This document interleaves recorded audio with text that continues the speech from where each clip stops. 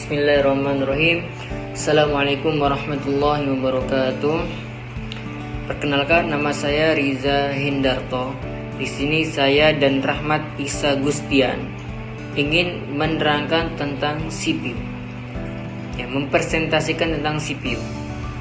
CPU, singkatan dari Central Processing Unit, adalah perangkat keras komputer yang berfungsi untuk menerima dan melaksanakan perintah dan data dari perangkat lunak.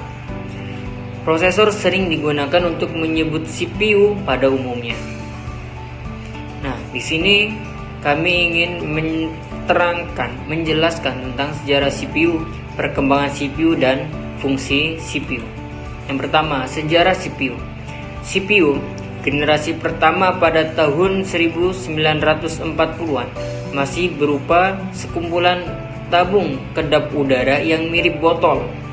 Jadi botol-botol ini sama dengan tabung yang biasanya ditemukan di televisi model yang sangat kuno sekali. Setiap CPU membutuhkan ribuan botol dan daya tahannya hanya beberapa jam saja. Kemudian ia boros tegangan listrik dan perangkat pendinginnya pun berukuran sangat besar. Boleh kita lihat di sini ada gambar komputer generasi pertama yang menggunakan CPU model lama. Kemudian tahun 1948 proses komputasi mulai masuk ke komputer generasi kedua yang menggunakan transistor.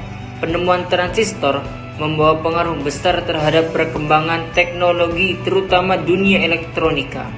Penggunanya didemonstrasikan pertama kali oleh Bell Telephone Laboratories. Dengan transistor, kebutuhan listrik jadi lebih rendah dan tingkat panasnya bisa dikurangi. Awal tahun 1970-an, sirkuit semikonduktor sudah mulai dikembangkan dengan kompleksitas 1000 transistor per sirkuitnya. Selanjutnya pada tahun 1971, komponen yang benar-benar disebut sebagai mikroprosesor untuk pertama kalinya dibuat oleh para teknisi dari perusahaan elektronik Intel. Chip tersebut diberi nama Intel 4004 dan didesain oleh Ted Hoff, Federico Egan, dan Stan Mazur. Bismillahirrahmanirrahim. Kali ini saya akan menjelaskan apa yang dilanjutkan oleh teman saya, yaitu Akhi Riza. Penjelasan saya ialah perkembangan CPU. Berikut sejarah perkembangan CPU secara singkat. Yang pertama ialah pada 1904, dioda tabung pertama kali dicipta oleh seorang ilmuwan dari Inggris yang bernama Sir John Ambrose Fleming, yaitu 1849 sampai 1945. Yang kedua ialah 1906. Penemuan trioda hasil pengembangan dioda ditabung oleh seorang ilmuwan Amerika yang bernama Dr. Lee De Forest. Kemudian terciptalah tetroda dan petoda. Yang ketiga ialah 1968.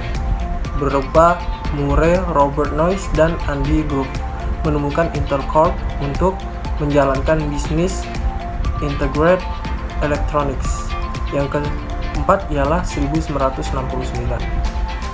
Intel mengumumkan produk pertamanya RAM Not Metal Oxide Semiconductor atau MOS pertama di dunia, yang memberikan pertanda kepada berakhirnya era memori magnetik. Yang kelima, 1971, Intel melancarkan mikroskopsor pertama di dunia 4 bit 4004 yang direka bentuk oleh Federico Egan. Yang keenam ialah 1974, Intel mengumumkan prosesor 8 bit 8008. Bill Gates Jr. dan Paul Allen coba mengembangkan bahasa pemrograman untuk chip tersebut, namun pada saat itu chip tersebut masih kurang stabil.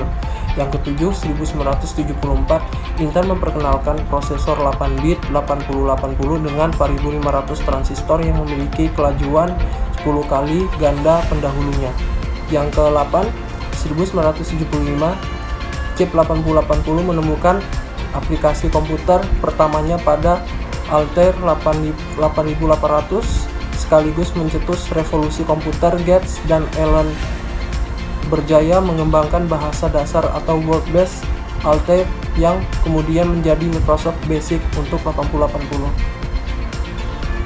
Yang ke-9 ialah 1979, Intel memperkenalkan versi dengan harga yang lebih murah dari 8086, yaitu 8088 dengan 8 bit bus. Berikutnya ialah 1982, IBM menandatangani Advanced Micro Device sebagai sumber kedua Intel yang mikroprosesor 8086 dan 8088. Yang berikutnya ialah 1984, IBM mengembangkan komputer generasi kedua 8286 base komputer AT yang menjalankan MS-DOS, seterusnya menjadi standar untuk komputer selama hampir 10 tahun. Berikutnya ialah 1985, Intel keluar dari binses RAM dinamik untuk fokus pada mikroprosesor, dan akhirnya ia mengeluarkan prosesor 8386, sebuah chip 32 bit dengan 275.000 transistor dan berkemampuan menjalankan pelbagai aplikasi sekaligus.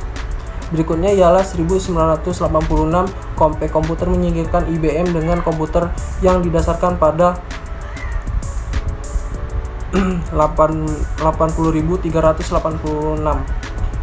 Berikutnya ialah 1994, AMD dan Compaq membentuk kerjasama untuk membangun Compaq Computer dengan mikroprosesor AMP86. Berikutnya ialah 1997, Intel melancarkan teknologi prosesor 64-bit EPYC serta memperkenalkan MMX Pentium untuk aplikasi prosesor khusus untuk digital, grafik, audio, dan pemrosesan suara. Berikutnya ialah 2004, AMD menguji x86 dual-core prosesor chip. 2005, Intel menjual prosesor dual-core pertamanya. Berikutnya 2006, Dell Inc. mengumumkan akan menawarkan sistem prosesor berasaskan AMD. Berikutnya 2006, Intel memperkenalkan prosesor Core 2 Duo di bulan Juli. Berikutnya ialah 2007, Intel memperkenalkan prosesor Core 2 Duo di bulan Juli. Berikutnya 2008, sekarang sudah ada Intel Core i3, Core i5, dan Core i7. Sekian, selanjutnya akan dijelaskan oleh teman saya yaitu Akhiriza. Ya, kita lanjutkan lagi. Ya, yang ketiga yakni fungsi CPU. Fungsi CPU sendiri adalah sebagai kalkulator.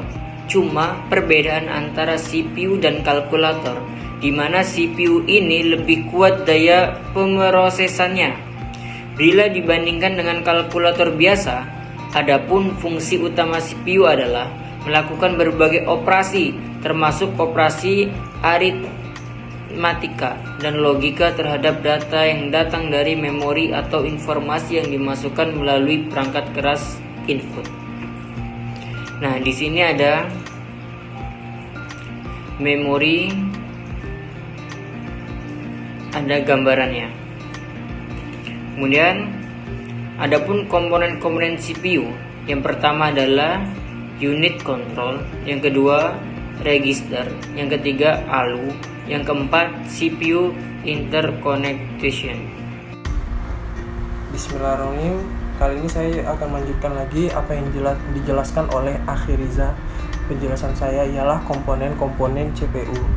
Komponen-komponen CPU yaitu ada 4. Pertama ialah unit control, yang kedua ialah register, yang ketiga ialah ALU, yang keempat ialah CPU interconnection. Pertama, saya akan menjelaskan unit control. Unit control ialah mampu mengatur jalannya program. Komponen ini sudah pasti terdapat dalam semua CPU. CPU bertugas mengontrol komputer sehingga terjadi sinkronasi kerja antar komponen dalam menjalankan fungsi-fungsi operasinya, termasuk dalam tanggung jawab unit control adalah mengambil instruksi-instruksi dari memori utama dan menentukan jenis instruksi.